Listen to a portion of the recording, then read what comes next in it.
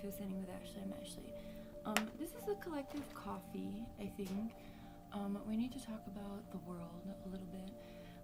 I know my lighting sucks, it always does, but it really does today. I don't have additional lamps and whatnot, so I don't know why it's red like that. It's just a regular light bulb. But anyway, okay. So things are,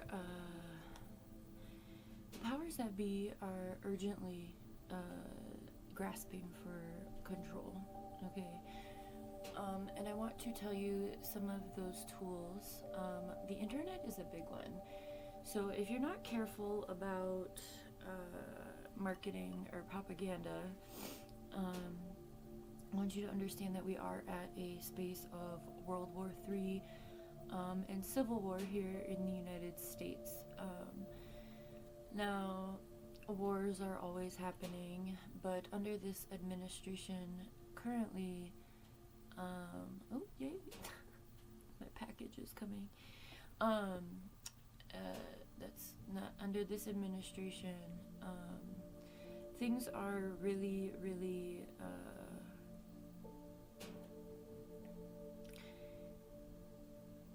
we're seeing so much violence, and it's happening so quickly that people are overwhelmed. Now, if you are someone who has been awake to the happenings of the world beyond just how you're affected, then you know that this has been a pretty steady, process. But at this time, it's really, really, I think people who didn't think people who have enough privilege to not have to care about other people are finally starting to recognize that they themselves are going to be affected by these policies. But we are having this huge dichotomy of people who are just looking away and people who are too scared to speak up or unwilling to unwilling to sacrifice anything for the sake of the greater good. History often repeats itself, right? We've been here many times before. But I think the interesting thing that's happening right now is the use of the internet to gain compliance. So be careful, right? The propaganda machine is spewing rhetoric to gain support for fascism, for supremacy. I think it's really heartbreaking to see the younger generations jump on the conservative side of things. I was really hoping that we would have the youth to look up to. Historically speaking, the youth have always kind of been that snowball effect that produces change. And this time it feels like that's not happening, which is fascinating. So a few things are, causing this. I think that the Department of Education being dismantled and put into the Department of Labor, and what was the other one? Department of something else, is something that people should be paying a little bit more attention to. I think that things are, I don't know, the United States is attacking Venezuela now. I don't know.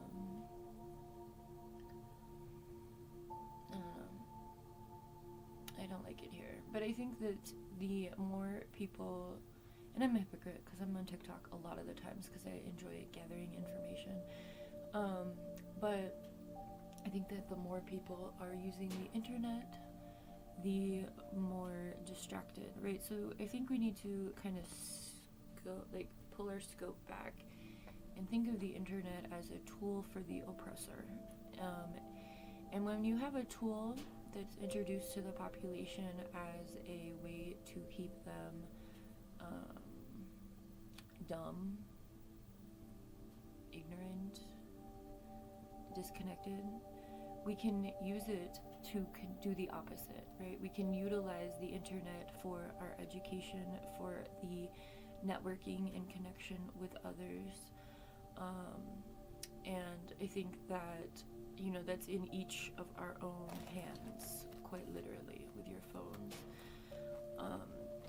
So if you're starting to freak out, I highly recommend educating yourself, keeping yourself in the loop, following people who are living completely different experiences than you. And if you need to make a fake account to do so, then do it. But I think it's so important for us to stay connected and utilize this oppressive tool as a way to organize against the oppressors, right? Now, obviously, everything is owned by these billionaires, including our internet, right? Even regardless of what company you use, regardless of your data plan, regardless of everything, we need to recognize, again, pulling that scope back about the internet, that anytime you Google search something had to inform Google of that response. So it's still, there's still some sort of bias there. So be very careful about the information that you are receiving. I think fact checking or utilizing like DuckDuckGo or other search engines could possibly be a way to go. I'm not using DuckDuckGo. I have the ability to critically think. So even when I use Google, I still question it if I feel like it needs to be questioned. But I think ultimately there's a big shift in humanity happening. The way that the oppressors have kept people divided is continuing to work. And right now there's a really big split between women and men. And it's generating so much hatred and energy by design, right? There's a huge conversation happening about men and women, about dating, about marriage. Now, while that conversation is taking place, this administration is silently signing bills to, for instance, take away women's bank accounts next year. And then you have, men coming online and being like, I'm so happy they're taking EBT because, now women will talk to me, right? Like, really fucked up shit. So if you are someone who thinks like that, who wants other people to suffer just because you yourself have been through things and had to suffer, I'm going to ask that you heal yourself. And I'm going to remind you that anytime something bad happens, you have a choice. You have one choice. You can turn around and make sure that everyone has to feel that pain that you went through, or you have the choice to stand up and say, wow, that was so awful. I would like to support others so that they never have to feel that pain, right? So it's pretty cut and dry. There's one of two things you can choose to do, right? So an unhealed person is, that misery loves company, that I'm going to pull everyone down because I had to go through this. For instance, the student loans, right? When there were conversations about forgiving student loans, and the people who had already paid were like, hey, I already had to pay, so I don't want anyone else to be forgiven, right? That's that mentality of, well, if I had to do it, then you have to too. And, as you elevate your consciousness, as you become more aware of yourself, and of the planet and of the systems that we live in, it's a process, and then you can utilize that education and journey to say, wow, that was really hard. I would love to help other people so that they don't have to do it the way I did it. Or, you become a preventative measure for others versus pushing someone off a cliff because you yourself had to do it, right? It's pretty basic conversation about maturity as well. So I just wanted to get on here. I'm trying to reclaim my time this morning, and I had these thoughts in my head for a while. I don't have the solutions, and I haven't been making these because people, first of all, are trying to be ignorant to the things that are going on. It's uncomfortable to It's uncomfortable to bring awareness to these things when you feel like you can't control anything, or you feel perhaps you are just one of those pessimistic, cynical beings who would like everyone else to suffer. Well, that's not right, that's not the law. Okay, the law is made up. The money is made up. All of this shit is from someone else's brainstorm that we're living in. So who's to say that we can't create something else, especially when there's billions of us who want something else, right? It's a collective manifestation. So we're at this tipping point within humanity, literally, where we can choose to allow these vampiric beings to continue stealing our children and sucking their blood and creating laws and fake money and getting themselves to this invisible, made-up status where they are hovering over others. Money is made up. And we're in this interesting moment because money at a global scale is, the US dollar is losing its value. The United States is going to be 250 this year. Empires usually only last 250 years. So the United States and Israel, because Israel is a project of the United States, are literally doing everything they can to, it's like when a toddler has a tantrum and they are just going to lay on the floor in the middle of the grocery store and kick and scream because they didn't get their Fruit Loops or whatever. I don't fucking know. But that's the energy of the dying empire, is a child having a tantrum.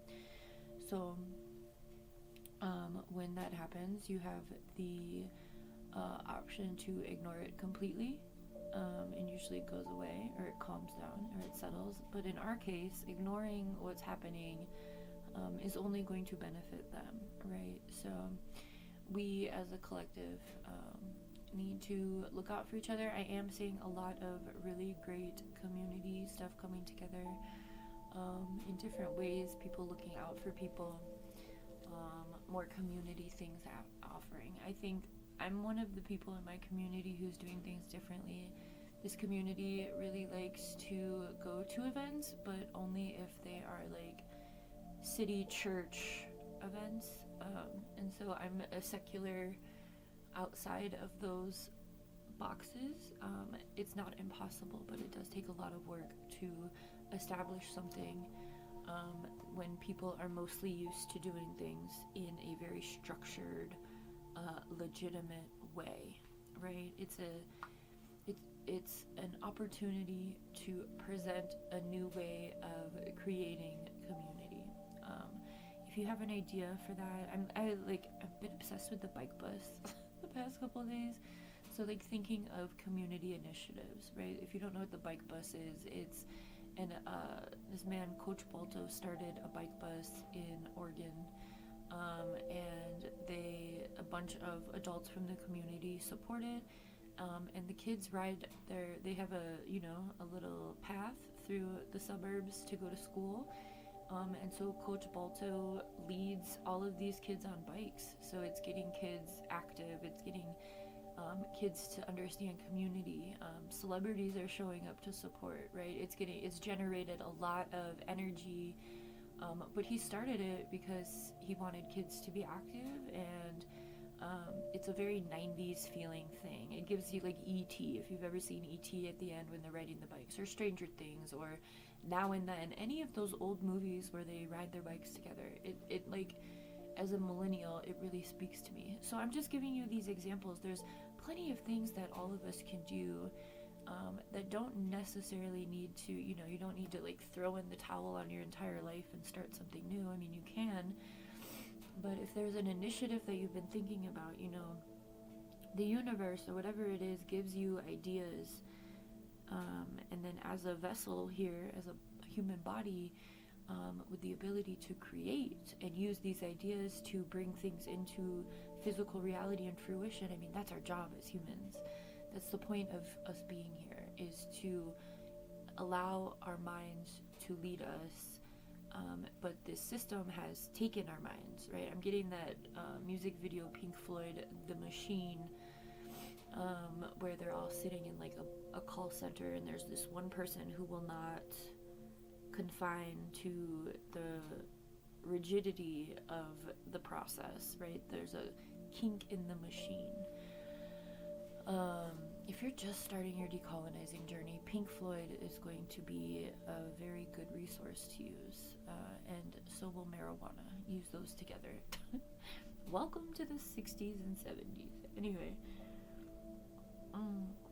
I wasn't there, but I understand the vibe quite well. So I just wanted to get on here. I don't know if anyone's going to watch this, but I needed to talk. I think things are... the way that this administration has organized this, it's very obvious from an organizing standpoint of how this has been achieving their fascist goals. So they started off with a big surprise ICE presence in LA, right? June 6th. It was my wedding anniversary. We decided June 6th because we thought it was funny. We got married in 6/6/16. So it was like 6/6/16, and we thought it was funny and we'd freak people out. But anyway, that was the day that LA got the ICE presence in the fashion district, in the warehouse district of LA, the port. That is a very, 43% of the goods for this country come through Los Angeles. And so a lot of those goods stay in LA and people buy wholesale. People with businesses, there's a whole district. So that is where ICE started their attack because it is a global city and it is a global presence. And they went after all global ethnicities and nationalities in that area. Baby Daddy works there. Skid Row and the warehouse district are pretty much the same thing, a couple blocks out. And, a lot of the shops that he used to shop at are gone because the owners were immigrants. And so it's part of the gentrification of Los Angeles. And I mean, this is a side note completely. But what I wanted to say is that, the homelessness, all of these things are connected. And I think people who think in categoric thinking only are missing so many avenues of connection. So ICE did that thing in LA, and then it was DC, and then it was Chicago, and then it was Portland, and now it's just, they're popping up everywhere. They're in Louisiana, they're in Kentucky or Tennessee, they're in Wisconsin. Nobody's really talking about that, but so they're popping up. They're really bad in South Arizona right now. I've been seeing a lot more of them this past week in Tucson and in Phoenix. And so what's happening is that the shock value was paralyzing for LA. It was newsworthy at that point, but at this point, months later, how many months? 6, 7, what are we at? About half a year later, 6 months, the shock value is gone. It has been folded into the collective consciousness as the new normal, as this is just the way it is, and the people have accepted it. That's not good. So again, as people who are still out here, what can we do to combat that? Well, we set up community networks. We barter, we trade, we look out for each other. We don't let the higher ups define who our neighbors are for us. And yeah, we've seen a lot of response to ICE. We've seen people fighting back. We've seen people organizing. But I think the main consensus of the population is fear and unwillingness to do that. And again, what we already talked about, why should I help you when I had to do this, right? And that's that mentality. Why should I help someone who is here illegally when we know that, I mean, if you've heard anything, you know that that's not the case. They are taking anyone who is not white. And they are even taking people who are white. But the measurement of whether or not you are going to be detained is based on the color of your skin, not your nationality, not your immigration status. And that is a reality. So this is a shit show.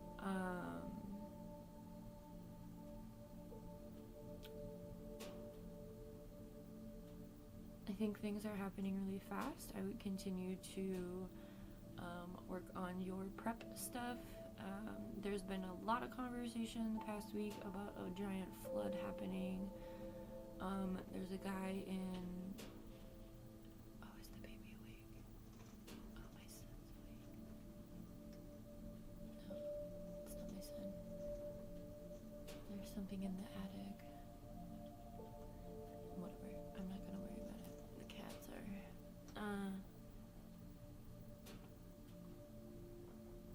That's unsettling a little bit. Anyway, I don't live in the attic. What happens in the attic, I would love for it to just stay in the attic. But anyway, so people are talking about, a lot of people are receiving downloads about like end of world prophecies. There's a 4-year-old who told his mom there's going to be a big flood. There's a guy in Africa. What country is he in? He calls himself Epos Noah, and he is building an ark, or several arks, and inviting humanity. Ebos, where are you? Ebo Noah. No, not Ebola. That's not what hang on. Is he in... What country is he in?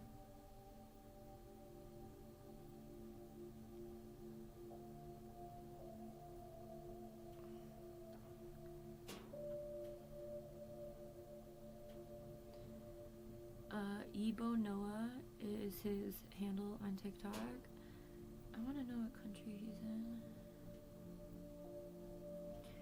So a lot of people are prophesizing that that's Ebo Noah. He's building arcs, literal arcs, like old school arcs. He spent like millions of dollars on wood. To each their own. I believe that we all receive information, again, the same way I was just talking about ideas. I think we also receive, if you're open to it, if your crown chakra is open to receiving information from whatever it is you believe, it's not just for you, it's for everyone. As a collective, it's like we all get like puzzle pieces, and then we share each other's puzzle pieces for the greater picture, right? If you think of it that way, it's really beautiful, this tapestry of humanity. Oh yeah, I guess the Ring of Fire is like alive right now. People are talking about Leviathan, people are talking about dragons. Pele is awakened on Hawaii. Lava started pouring out yesterday. Pele is the lava goddess. And someone took a shot of the lava and you could see her and a dragon in like the smoke. It was very cool. So people are really speculating right now about the San Andreas fault line, about the West Coast. So there's earthquakes that are really happening a lot. There's a lot of earthquakes happening right now. So the Ring of Fire is the United States West Coast through Alaska, and then it's like the coast of Russia and Japan and that part of the world. So that's the Ring of Fire. It's the Pacific side of the United States. But I've been getting a lot of downloads about New York lately, or like a lot of information about New York. So I could see New York going through something as well. But people are really speculating. So earthquakes, we know, cause disturbances to the ocean floor, which can therefore cause a tsunami, which can therefore cause flooding, right? But we are also seeing flooding inland. Plenty of flooding has happened in New Mexico, my neighbor. There's been big burns or big fires, and then floods because of because nature has been taken out by the fires. So there's huge mudslides and things like that happening. So again, with that, it's a risk assessment of where you are in the world, and what you feel like you need to do to prepare. But while you're doing that and while you're looking out for yourself, I want to encourage you. We always organize locally and we network globally. We share ideas, we share ways to come together and survive. Again, my thing as an anarchist is, I'm not looking for the purge by any means, but I do believe that if you are a good person, then self-governance is legit. If you're a person who generally does the good thing, even if you're behind your closed doors, right? You don't just pretend like you're someone you're not, and a lot of people aren't good people. It took me a long time to figure that out. People don't move the way I move. Okay. Noted. What about this person? Nope. Okay. Nope. Okay. Right. I think that creating systems to make this system obsolete is the goal for me. The system can exist and do its thing, and I'm going to create other things that exist and we can also do without that. But there's going to be an overlap, and again, that is based on your privilege. So if you have privilege, utilize that privilege for others, not just keeping yourself safe. Alright. Thanks for being here. It felt good to be back. Oh, I made these in the 4th grade. Oh, 5th grade. And I wanted to share because I always talk about the trees. So those are cute. They were in my shed randomly. Okay, I'm gonna let you go for now. I'm gonna try and get a reading in quick, but all of my cards I usually use are in my bedroom, so we will do something a little bit different. Okay, bye.